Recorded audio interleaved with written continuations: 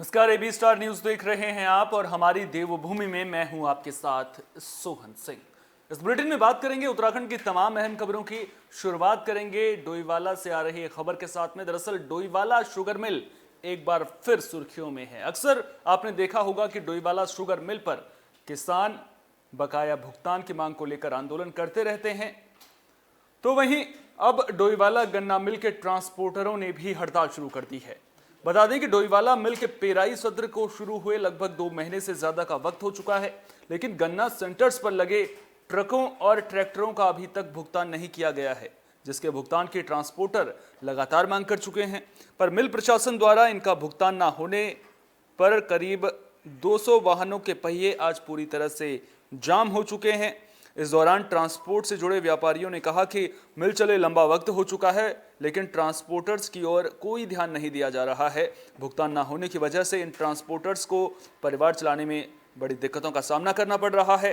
साथ ही वे कर्जे में भी डूब चुके हैं और कर्ज नहीं चुका पा रहे हैं। ऐसे में नाराज ट्रांसपोर्टर्स अपने लोडिंग वाहनों को पूरी तरह उन्होंने रोक दिया है और काम न करने की बात कही है। वहीं मिल प्रशासन ने कहा है कि ट्रांसपोर्ट का भुगतान शीघ्र कर दिया जाएगा। वहीं उन्होंने सभी ट्रांसपोर्टर्स से हड़ताल खत्म करने की अपील की है।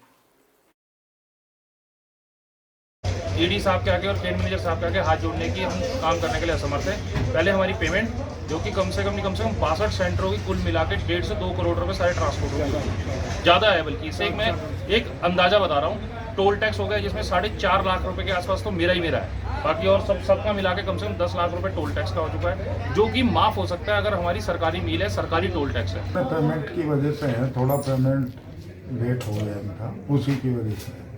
बाकी कोई ऐसा मैटर नहीं है, बस जल्दी इनका पेमेंट।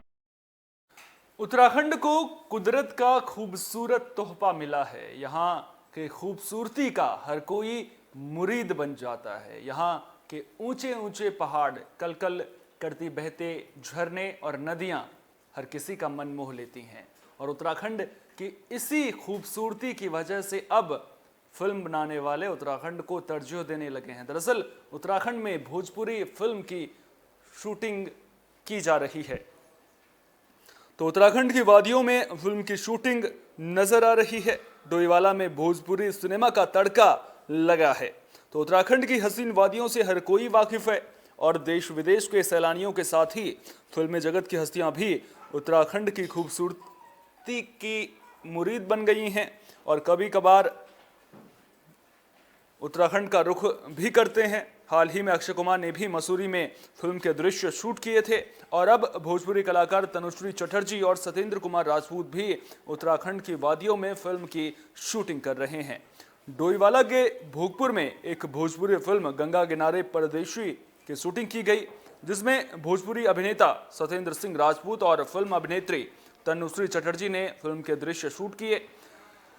अभिनेता सत्येंद्र सिंह राजपूत ने बताया कि उत्तराखंड एक टूरिस्ट प्रदेश है, जहां नदियां, झरने, पहाड़ बेहद खूबसूरत हैं और यहां आकर जो सुकून मिलता है वो बेहद ही जिंदगी के अहम पलों में से एक होता है।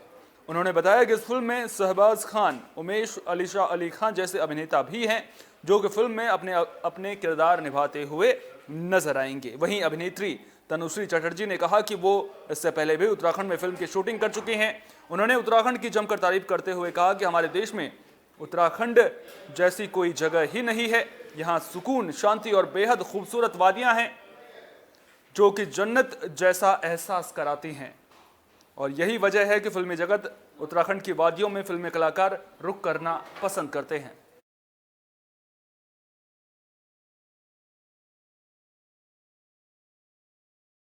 पहली बार मैं ऋषिकेश नहीं आ रही हूँ। इससे पहले मैं आ चुकी हूँ ऋषिकेश में। एक फ़िल्म किया था, डिवोशनल फिल्म था। फिल्म का नाम आदिशक्ति। रज़ा मुराद जी थे उसमें, मैंने उनके साथ काम किया था। फिल्म था 2009 या 10 में किया था।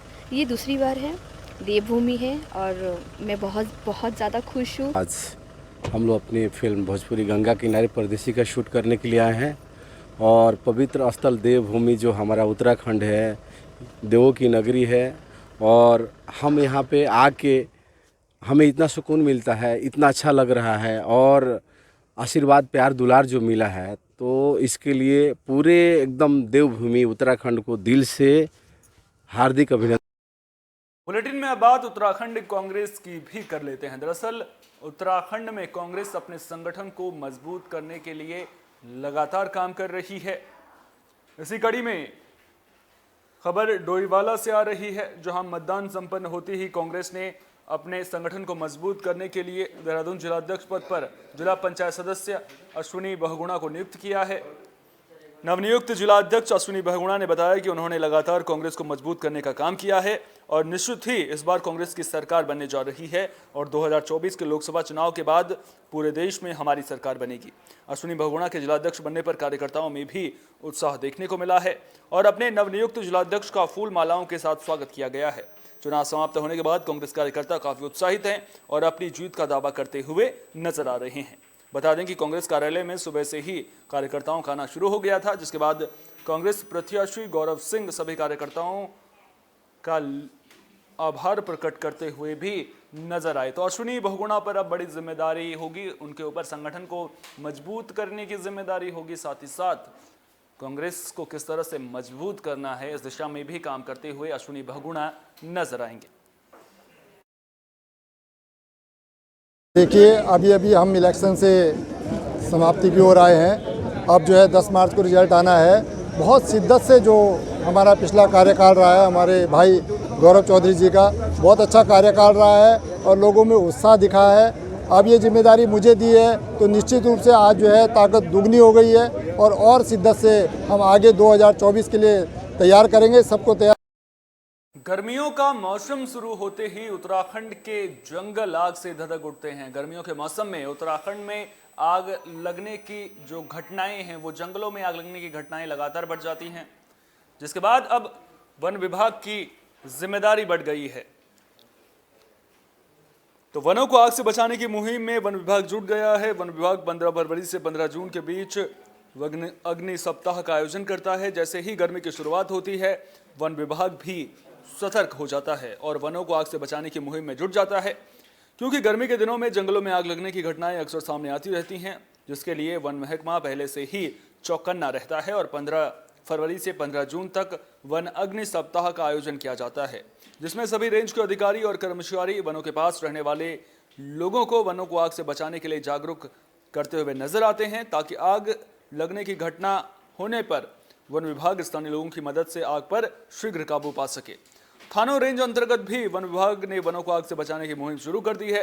रेंज अधिकारी नथीलाल डोभाल ने बताया कि गर्मी का सीजन शुरू होते ही जंगलों में आग की घटनाएं होना शुरू हो जाता है, जिसके लिए उनके द्वारा जंगल किनारे बसे गांव के लोगों को जागरूक किया जा रहा है और 15 फरवरी से फायर सीजन की शुरुआत हो चुकी है, जिसको लेकर थानों वन रेंज में फायर सीजन के लिए पूरी तैयारी कर ली गई है।